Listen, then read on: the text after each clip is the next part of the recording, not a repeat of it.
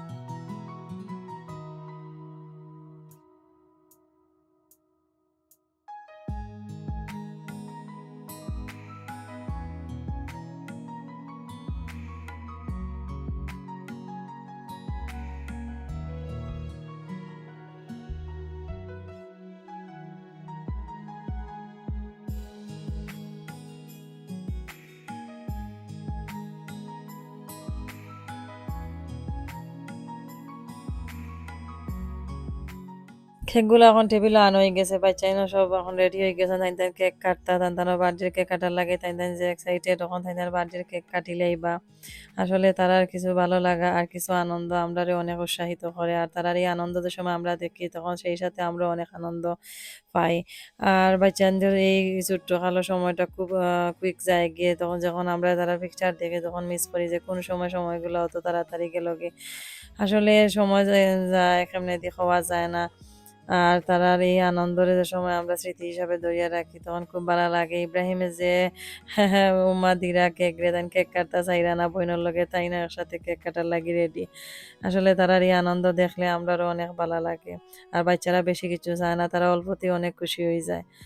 Party প্রায় শেষ পর্যায়ে এখন আমরা করে যাইমু কি করে যাওয়ার পরে আমার বাচ্চারা সব ওয়েট করা যাইতা তাই তাই বাইরে তখন আব্বা আজকে একটু ফ্রি আছেন কইরা আমরা লইয়া যাইবা। তো আমরা এখন হিল ফুডলাইন যাইমু একটা আইসক্রিমের শপও। আর এই আইসক্রিমটা টিকটকে খুব ভাইরাল হইছে, তো আমরাও লোভটা সামলাইতাম পারলাম না, মনে করলাম যে আমরাও খাই আইসক্রিমটা খাইয়া দেখি আর স্বাদটা আমরা দেখি কিরকম আইসক্রিম ওরা তো ভাইরাল যখন হইলো তো আমরা ওখানে হিল ফুডলাইন আইছি এখানে ওখানে অনেক কিউর মাঝে খাড়া হনি লাগবো, অনেক মানুষ এখানে ওদিকে খাইয়া এরা অনেক মানুষ আবার কিউর মাঝেও খাড়া হইরা। তো আমরাও টেস্ট করিয়া দেখবো আইসক্রিমের স্বাদটা কেমন, আর আপনারাও সাথে থাকবা।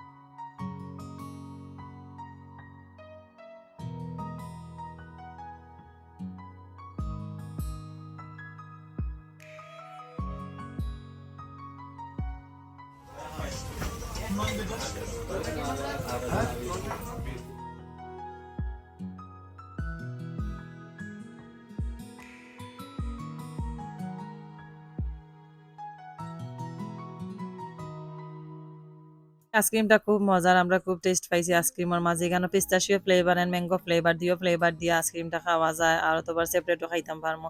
সো আমরা সেপারেটও খাইছি, আমার ছোট মেয়ে তাই কিছু খাইছেন দুইটা দিয়ে এখানে অ্যাড করিয়া।